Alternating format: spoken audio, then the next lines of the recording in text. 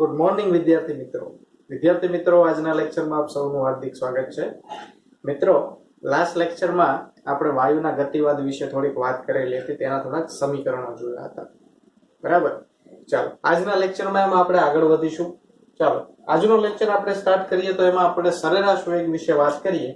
તો સરેરાશ વેગ વિશે બધાને ખબર છે કે v એવરેજ જો લેવામાં આવે તો એને v1 plus v2 plus v3 plus માનો કે ડોટ ડોટ ડોટ vn સુધી હોય તો ડિવાઈડ બાય શું આવી જશે ભાઈ n આવશે. તો આ રીતે આપણે સરેરાશ વેગને દર્શાવી શકીએ છીએ.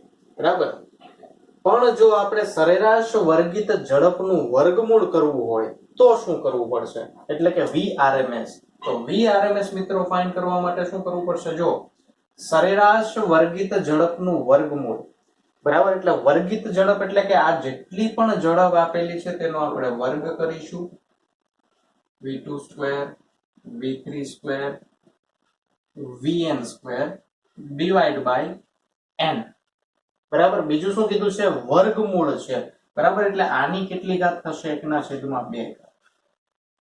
તો vrms મિત્રો જ્યારે પણ આપણે ફાઇન્ડ કરવો હોય તો જેટલા પણ આપણને વેગ આપેલા હશે તે બધાનો શું કરવાનું ભાઈ? વર્ગ કરીને પછી સરવાળો કરવાનો, એનું એવરેજ કાઢવાનું, એવરેજ કાઢીને પછી એનું વર્ગમૂળ કરવાનું, એટલે કે આપણને સરેરાશ વર્ગિત ઝડપનું વર્ગમૂળ મળશે. ઓકે, ચાલો એના પછી આપણે વાત કરીએ vrms ના બીજા પણ સમીકરણો છે જે આપણે p/ρ ના સ્વરૂપમાં જોયેલા ને, તે આ રીતે આપણે vrms સરેરાશ વર્ગિત ઝડપનું વર્ગમૂળ તેના સમીકરણો આપણે યાદ રાખવાના છે. દબાણ અહીંયા ઘનતાના સ્વરૂપમાં છે, rt અને mw ના સ્વરૂપમાં છે. ચાલો, તો vrms બરાબર આવી જશે √3p/ρ ઇઝ ઇક્વલ ટુ √ શું આવી શકે? rt/mw, કેમ કે p/ρ બરાબર rt/mw આવે છે ને. ચાલો, તો આ સરેરાશ વર્ગિત ઝડપનું વર્ગમૂળ તેનું આપણને બીજું સમીકરણ મળે છે. હવે આપણે વાત કરવાની છે કે ભાઈ એક પરિમાણિક હોય, દ્વિપરિમાણિક હોય, ત્રિપરિમાણિક હોય કે બહુપરિમાણિક હોય તો એના માટે મુક્તતાના અંશો કેટલા હશે? બરાબર, ચાલો તો એક પરિમાણિક આપણે જોઈએ તો એની પાસે મુક્તતાના અંશો કેટલા હોય છે? 3 રેખીય મુક્તતાના અંશો હશે. બરાબર, તો 3 રેખીય મુક્તતાના અંશો હશે તો અહીંયા આવી જશે 3/2 k bt. યાદ છે ને બધાને? ખબર છે ને?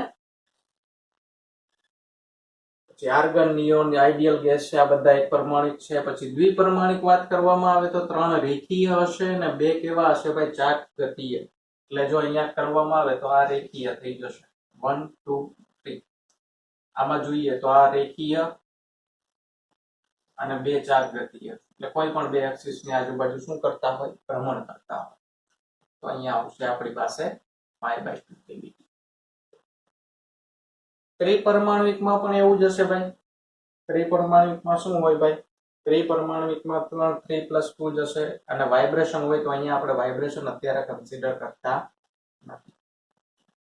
ઓકે, તો આ ત્રિપરિમાણિક વિશે પણ આપણે માહિતી મેળવેલી છે. ચાલો હવે આપણે વાત કરીએ ભાઈ બહુપરિમાણિક. તો મિત્રો બહુપરિમાણિક માટે શું હશે ભાઈ?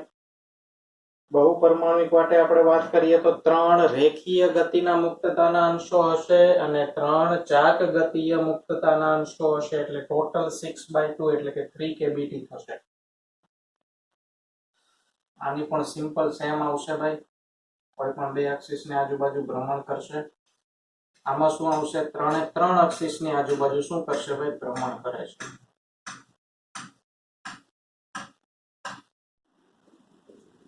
ચાલો હજુ એક વસ્તુ આમાં રહી ગઈ છે મિત્રો, આપણે એક પરિમાણિક દ્વિપરિમાણિક માટે સીપી સીવી ના મૂલ્યો આપણે મેળવી લઈએ.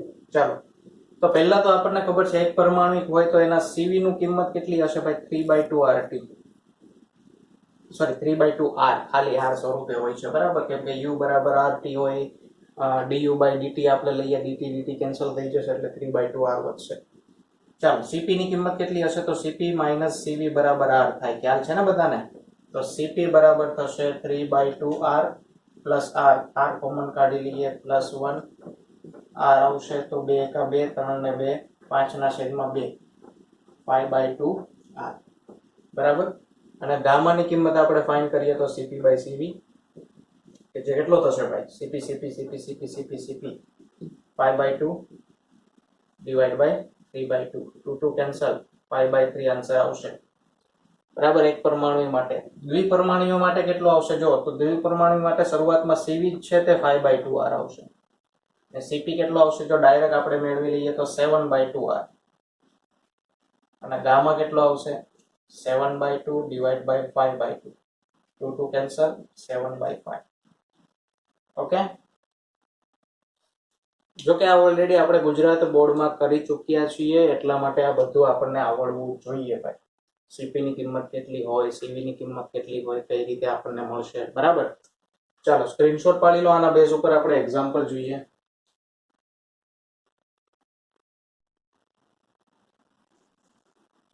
ચાલો મિત્રો, તો આપણે એક્ઝામ્પલ તરફ આગળ વધીએ. એક્ઝામ્પલ જો આપણો બિગિનર બોક્સ નંબર આપણું 6 છે. એમાં ફર્સ્ટ એક્ઝામ્પલ છે એવોગ્રેડો નંબરની આપણને મૂલ્ય આપેલું છે. પહેલું એક્ઝામ્પલ, એવોગ્રેડો નંબર n નું આપણને મૂલ્ય આપેલું છે 6.02 ગુણ્યા 10⁻23 મોલેક્યુલ્સ પર મોલ છે. ચાલો બોલ્ટ્ઝમેન અચળાંકની કિંમત આપણને આપેલી છે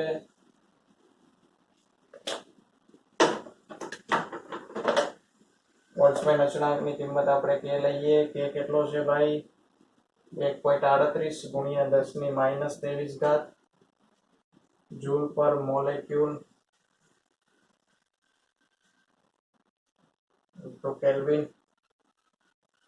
તો શોધવાનું છે આપણે, શું ફાઇન્ડ કરવાનું છે. પહેલું આપણને કીધું છે કે ભાઈ 27 ડિગ્રી સેન્ટીગ્રેડ તાપમાને O2 વાયુના અણુની સરેરાશ રેખીય ગતિ ઉર્જા, 27 ડિગ્રી સેન્ટીગ્રેડ તાપમાને વાયુના અણુની કુલ ગતિ ઉર્જા, અને 27 ડિગ્રી સેન્ટીગ્રેડ તાપમાને 1 મોલ O2 વાયુની કુલ ગતિ ઉર્જા.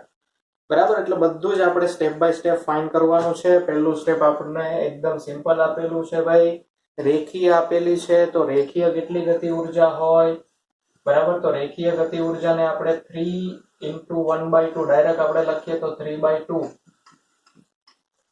કેબીટી વડે દર્શાવીએ છીએ ઉર્જા માટે, બરાબર. તો 3/2 કેબીટી વડે આપણે દર્શાવેલું છે ભાઈ. તાપમાન આપણને આપેલું છે ભાઈ 27 ડિગ્રી, બરાબર. 27 ડિગ્રી છે, કેલ્વિનમાં આપણે કન્વર્ટ કરીએ ભાઈ. ટી આપેલો છે 27 ડિગ્રી સેન્ટીગ્રેડ વત્તા 273 કરશું તો આવશે 300 કેલ્વિન. ઓકે, ચાલો તો પહેલા માટે એ માટે આન્સર આપણે ફાઇન્ડ કરીએ તો એ માટે શું આવશે 3/2 * કેબી કેટલો આપેલો છે 1.38 ગુણ્યા 10⁻23 ગુણ્યા તાપમાન છે 300. કેલ્ક્યુલેશન કરીએ ભાઈ. 1.5 3/2 કેબીટી છે ને, ઇન્ટુ 1.38 ઇન્ટુ કરીએ 300, 621 કેટલો આવે છે ભાઈ આન્સર 621 ગુણ્યા 10⁻23 જૂલ ઉર્જા છે ને, બરાબર. પછી શું કીધું છે ભાઈ 23 ડિગ્રી સેન્ટીગ્રેડ 27 ડિગ્રી સેન્ટીગ્રેડ તાપમાને O2 વાયુની કુલ ગતિ ઉર્જા. કુલ ગતિ ઉર્જા આપણને કેના દ્વારા મળશે, 3 રેખીય ગતિના મુક્તતાના અંશો છે અને 2 ચાક ગતિના મુક્તતાના અંશો, એટલે ટોટલ 5 થશે. તો આપણને બી મળશે કેના દ્વારા 5/2 કેબીટી વડે, બરાબર. તો 5/2 કેબીટી માટે 5/2 ઇન્ટુ કેબી કેટલો છે ભાઈ 1.38 ઇન્ટુ અહીંયા કેટલો આવશે ભાઈ, સોરી 1.38 ઇન્ટુ 10⁻23 ઇન્ટુ 300 કેલ્વિન. ચાલો તો 2.5 ગુણ્યા 1.38 ગુણ્યા 300 કરીશું 300 1035 કેટલો આવે છે ભાઈ 1035 ગુણ્યા 10⁻23 જૂલ. ઓકે, નેક્સ્ટ હવે શું કીધું છે 27 ડિગ્રી તાપમાને 1 મોલ O2 વાયુની કુલ ગતિ ઉર્જા. તો આ પણ એકદમ સિમ્પલ છે મિત્રો. જ્યારે 1 મોલ વાયુ આપણને આપેલો હોય ત્યારે એવોગ્રેડો નંબર વડે આપણે મલ્ટીપ્લાય કરશું અને કુલ ઉર્જા આપેલી છે તો 5/2 કેબીટી. ચાલો તો એવોગ્રેડો નંબર કેટલો છે 6.02 ગુણ્યા 10⁻23 સોરી અહીંયા કેટલી આવશે ભાઈ 23 જ આવશે હો, 27 નહીં આવે, આમાં ભૂલ છે ના 23 જ છે, મારાથી ભૂલથી 27 લખાઈ ગયેલી. ચાલો 23 જ આવશે. ગુણ્યા કેટલા આવશે 1035 ગુણ્યા 10⁻23 ચાલો 1035 ગુણ્યા કેટલા કરીએ ભાઈ 6.02 6.023 પણ ઘણી વાર આપણને આપેલું હોય 6230.7 એટલે કે 6231 અહીંયા શું આવશે ભાઈ 6231 અહીંયા પણ જૂલ જ ઉર્જા જ છે ને ચાલો તો એ બી સી એકદમ સિમ્પલ છે પહેલા આપણને કીધેલું ભાઈ રેખીય ગતિના ગતિ ઉર્જા કીધેલી પછી કુલ ગતિ ઉર્જા પછી ભાઈ 1 મોલ વાયુ હોય તેની કુલ ગતિ ઉર્જા ઓકે તો સિમ્પલ ઇક્વેશન મૂકીને આપણે તે વસ્તુ ફાઇન્ડ કરી શકીએ છીએ ચાલો સેકન્ડ એક્ઝામ્પલ આપણે જોઈએ ભાઈ સેકન્ડ એક્ઝામ્પલ અહીંયા આપણને આપેલું છે સેકન્ડ એક્ઝામ્પલ જોઈએ તો ભાઈ વાયુના તાપમાન -73 ડિગ્રી સેન્ટીગ્રેડ છે તો કયા તાપમાન સુધી તે ગરમ કરવું જોઈએ જેથી તેની સરેરાશ ગતિ ઉર્જા બમણી થઈ જાય અને અણુનો આરએમએસ વેગ બમણો થઈ જાય બે વસ્તુ આપણને કીધેલી છે અહીંયા ખાલી આપણને આપેલું છે તાપમાન ટેમ્પરેચર ચાલો સેકન્ડ એક્ઝામ્પલ અહીંયા તાપમાન આપેલું છે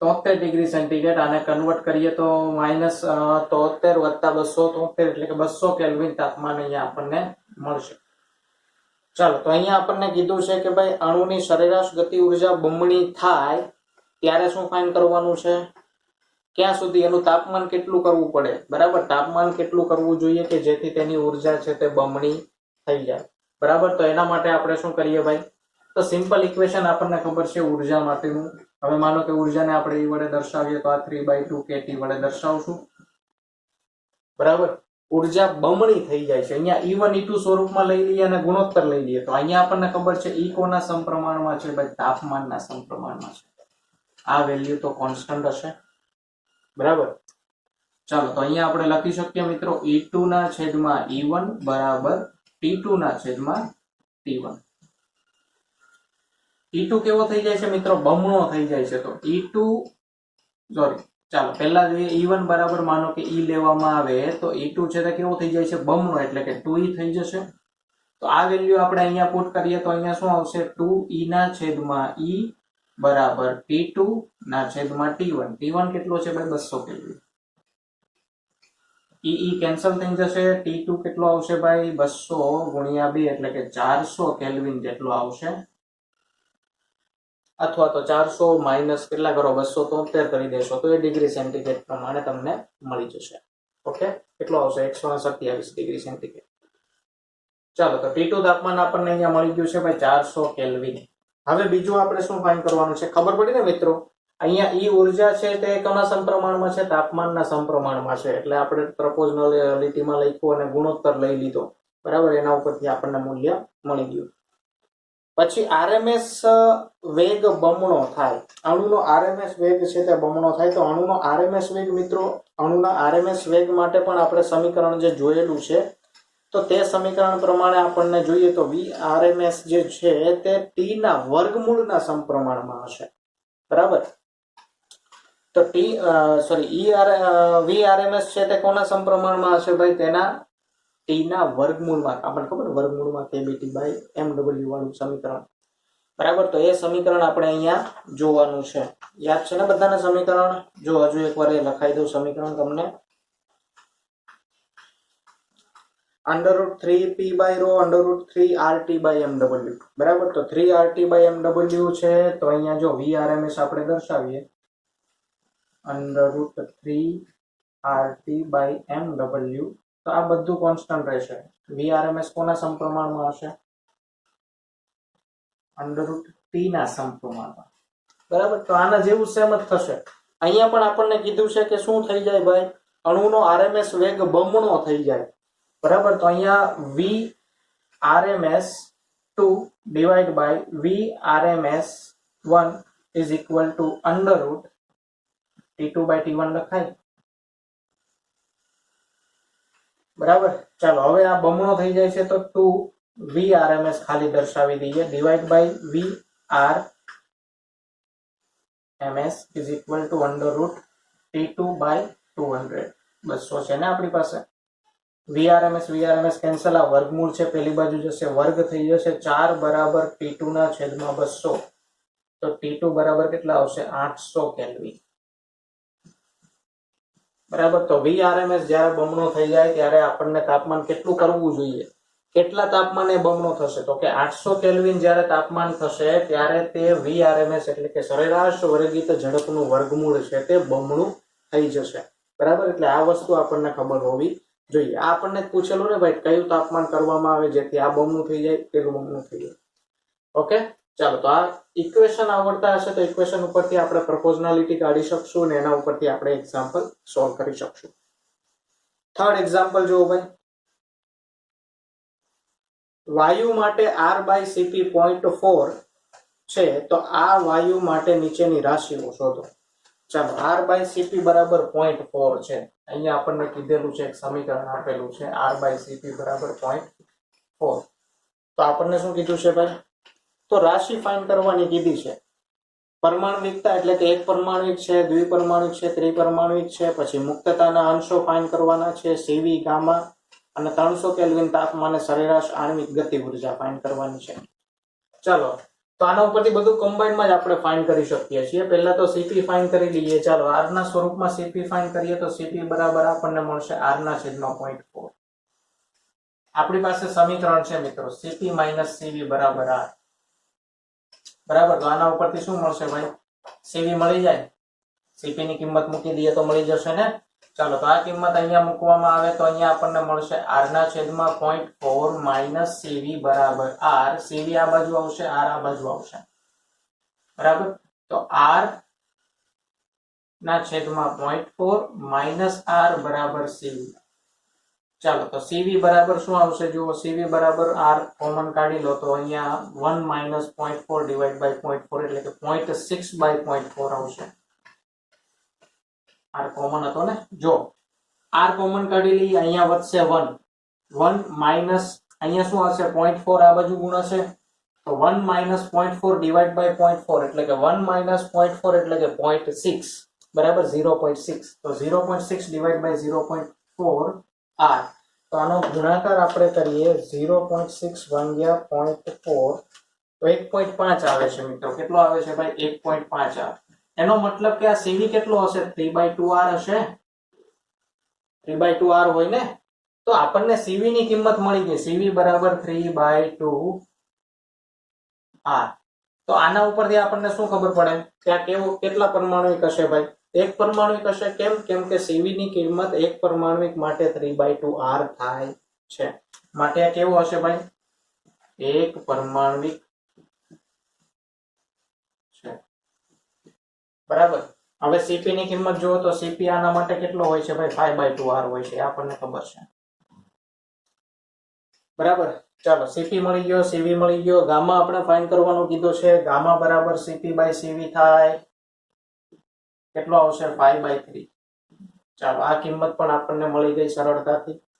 હવે શું ફાઇન્ડ કરવાનું છે? 300 કેલ્વિન તાપમાને સરેરાશ આણ્વિક ગતિ ઉર્જા. 300 કેલ્વિન તાપમાન હોય તો સરેરાશ આણ્વિક ગતિ ઉર્જા 3/2 RT વડે આપણને મળી જાય.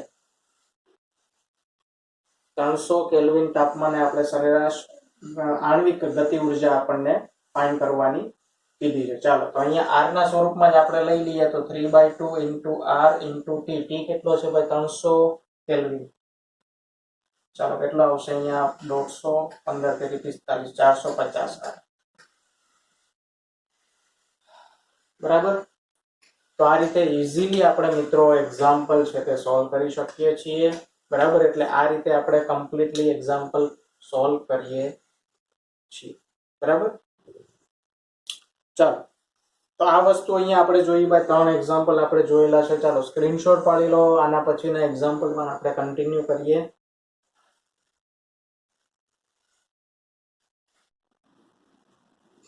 ચાલો મિત્રો, આપણે ભૂસી નાખીએ. પહેલા ઘણાને એવો કદાચ સવાલ હશે કે સર અહીંયા આપણે 3/2 kBT આપણે મૂકવું ને અહીંયા કેમ આપણે 3/2 RT મૂકવું? અહીંયા મિત્રો આપણને આણ્વિક ગતિ ઉર્જા, અણુની આંતરિક ગતિ ઉર્જા વિશે પૂછેલું હતું એટલા 3/2 RT આવે. હવે આ જ સમીકરણમાં આપણે શું કરીએ? 3/2 AB ઇન્ટુ ટી ઇન્ટુ એને વડે જો ગુણીએ તો અહીંયા આવી જશે 3/2 RT, બરાબર. જો કે આના વિશે તમને ખ્યાલ છે જ. ઓકે, એટલે આ વસ્તુ આપણે યાદ રાખવાની છે. ખાલી ગતિ ઉર્જા પૂછેલી છે કે ભાઈ આણ્વિક ગતિ ઉર્જા પૂછેલી છે, તો એના ઉપરથી આપણે ઇક્વેશન પુટ કરવાના છે અને તેને અનુરૂપ વેલ્યુ મેળવવાની છે.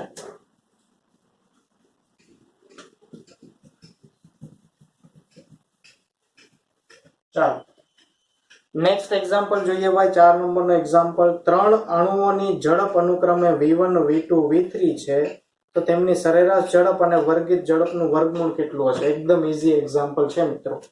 4th એક્ઝામ્પલ છે. 3 અણુઓ છે, તેને ઝડપ v1 v2 ને v3 છે. તો જો v એવરેજ લેવામાં આવે તો આપણને ખબર છે v1 plus v2 plus v3 છેદમાં શું આવી જશે? 3. પણ જો VRMS લેવામાં આવે તો VRMS એટલે કે સરેરાશ વર્ગિત ઝડપનું વર્ગમૂળ, તો અહીંયા શું આવશે? સરેરાશ આ v1 સ્ક્વેર આવશે પ્લસ v2 સ્ક્વેર આવશે પ્લસ v3 સ્ક્વેર આવશે ડિવાઈડ બાય 3 આવશે ને આખાનું શું થઈ જશે ભાઈ? વર્ગમૂળ થશે. ઓકે, તો આ ખાલી સમીકરણ આપણે અહીંયા દર્શાવવાના હતા. ચાલો નેક્સ્ટ એક્ઝામ્પલ જોઈએ ભાઈ. 4 અણુઓનો વેગ અનુક્રમે 1, 4, 8 અને 16 છે. 16 મીટર પ્રતિ સેકન્ડ છે. તો એના વર્ગિત ઝડપનું વર્ગફળ કેટલું હશે? તો આ પણ એકદમ સિમ્પલ છે. આપણને જો અહીંયા 3 આપેલા ને એની જગ્યાએ 4 આવી જશે. તો VRMS બરાબર શું આવશે ભાઈ? અંડર રૂટમાં v1 square plus v2 square plus v3 square plus v4 square છેદમાં કેટલા આવશે? 3. કેટલા આવશે ભાઈ? 4 આવશે. કેટલા?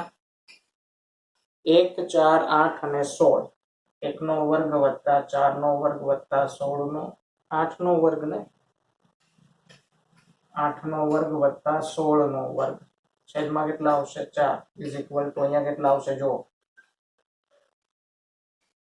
1 વત્તા 16 વત્તા 64 વત્તા 256. 16 નો 256 થાય ને? હા, 256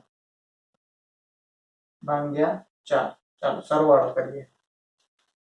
1 વત્તા 16 વત્તા 64 વત્તા 256 ભાગ્યા 4 84.25 ને એનું વર્ગમૂળ 9.17.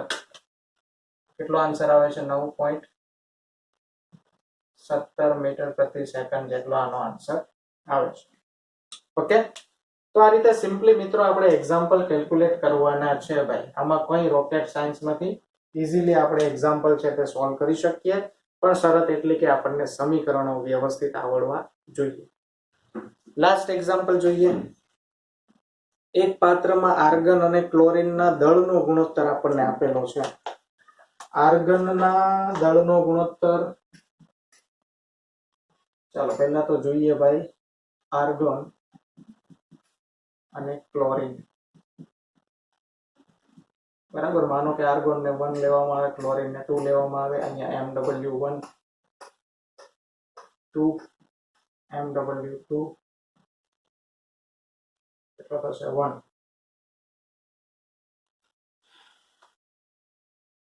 છે ત્રિજ્યાનું તાપમાન 27 ડિગ્રી સેન્ટીગ્રેડ છે. બરાબર, તાપમાન આપણને આપેલું છે. નીચેની રાશિઓ માટેના ગુણોત્તર આપણે શોધવાના છે. ચાલો એક મિનિટ, અહીંયા દળનું ગુણોત્તર છે ને, તો MW1 ડાયરેક્ટ આપણે લઈ લીધું. અહીંયા દળનું ગુણોત્તર M1/M2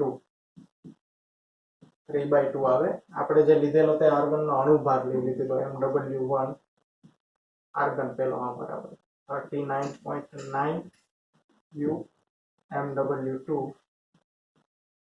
70.9 U. ચાલો, તો 27 ડિગ્રી સેન્ટીગ્રેડ તાપમાન આપણને આપેલું છે, અને મતલબ આપણે કે કેલ્વિનમાં પહેલા તો કન્વર્ટ કરવો પડશે. તો કેલ્વિનમાં કન્વર્ટ કરીએ તો અહીંયા આપણને મળશે T બરાબર 300 કેલ્વિન. 27 ડિગ્રી સેન્ટીગ્રેડ પહેલા લખીએ અને અહીંયા લખીએ 300 કેલ્વિન. પહેલા તો આપણને કીધું છે અણુ દીઠ રેખીય ગતિ ઉર્જા, સરેરાશ અણુ દીઠ તેની રેખીય ગતિ ઉર્જા. તો એનો આપણે ગુણોત્તર જ લઈ લઈએ ભાઈ. તો એનો ગુણોત્તર લઈશું તો અહીંયા મિત્રો જો E બરાબર શું થશે ભાઈ? 3/2 kBT. Sorry 3/2 kBT. તો તો એમાં તાપમાન જુઓ ઈ કોના સમપ્રમાણમાં છે તાપમાન, તો તાપમાન તો બંનેનું સેમ છે ને, તો અહીંયા જો આપણે E1 by E2 લેવામાં આવે તો અહીંયા 1:1 નો ગુણોત્તર જ આપણને મળશે. કેમ કે Kb તો ચેન્જ નથી થવાનો, તાપમાન છે તે આપણને કોમન આપેલું છે, સરખું જ આપેલું છે, તો 300 ભાગ્યા 300 એટલે કે 1:1 નો જે ગુણોત્તર છે તે આપણને મળશે. ચાલો પછી આપણે જોઈએ ભાઈ બંને વાયુઓના અણુઓની RMS ઝડપ આપણે ફાઇન્ડ કરવાની છે. તો RMS ઝડપ પણ આપણે ગુણોત્તરના સ્વરૂપમાં મેળવી લઈશું ભાઈ. ચાલો તો VRMS નું સમીકરણ √3 RT/MW. ચાલો 3 કોન્સ્ટન્ટ છે, R કોન્સ્ટન્ટ છે, T પણ કોન્સ્ટન્ટ છે, તો MW છે આપણને ચેન્જ થાય છે જે અહીંયા આપેલો છે. તો આ ખાલી આ ડેટા આપણને ભરમાવવા માટે આપેલો છે. 3/2 કેમ લખ્યું મેં? 2:1 છે ને. ચાલો ઇક્વેશન પ્રમાણે ડાયરેક્ટ 3/2 લખવું, પણ આ ખાલી ડેટા આપણને ભરવા માટે આપેલો છે, બાકી આ ડેટાની આપણને જરૂર નથી. તો અહીંયા આપણને શું ખબર પડે છે ભાઈ? VRMS છે તે કોના સમપ્રમાણમાં છે? 1/MW ના સમપ્રમાણમાં છે. અણુભારના વ્યસ્ત વર્ગમૂળના વ્યસ્ત પ્રમાણમાં છે મતલબમાં. ચાલો તો અહીંયા આપણે લખી શકીએ VRMS 1/VRMS2 is equal to, અહીંયા શું આવે છે? ઉલટું આવી જશે, MW2/MW1. બરાબર, ઉલટું આવી જાય તો અહીંયા MW2 કેટલો છે ભાઈ? 2 છે 70.9 છેદમાં 1 છે 39.9. બંનેનો આપણે ગુણોત્તર લઈએ ભાઈ, 70.9 ભાગ્યા 39.9. એક જ મિનિટ, 70.9 ભાગ્યા 39.9, 1.77 જેવો આન્સર આવે છે. કેટલો આવશે ભાઈ? 1.77. VRMS 1/VRMS2. બરાબર, તો બંનેનો ગુણોત્તર કેટલો આવે છે ભાઈ? 1.77. હજુ એકવાર આપણે જોઈ લઈએ.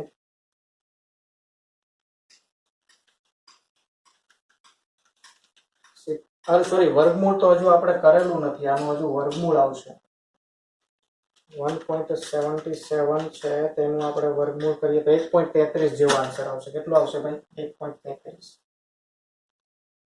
ચાલો તો VRMS 1/VRMS2 નો આપણને આન્સર મળે છે 1.33 જેવો. બરાબર, ચાલો તો આ સાથે મિત્રો આપણે અહીંયા એક્ઝામ્પલ છે તે કમ્પ્લીટ થાય છે. નેક્સ્ટ લેક્ચરમાં મિત્રો આપણે જે થર્મોડાયનેમિક્સ છે તેની જે હીટ એન્જિન અને રેફ્રિજરેટર છે તેના વિશે થોડીક આપણે માહિતી મેળવીશું ને તેના બેઝ ઉપર આપણે એક્ઝામ્પલ સોલ્વ કરીશું. એના પછીના લેક્ચરમાં આપણે જે કાર્નોટ એન્જિન ભણેલા હતા તેના બેઝ ઉપર એક્ઝામ્પલ કેલ્ક્યુલેટ કરવાના છે.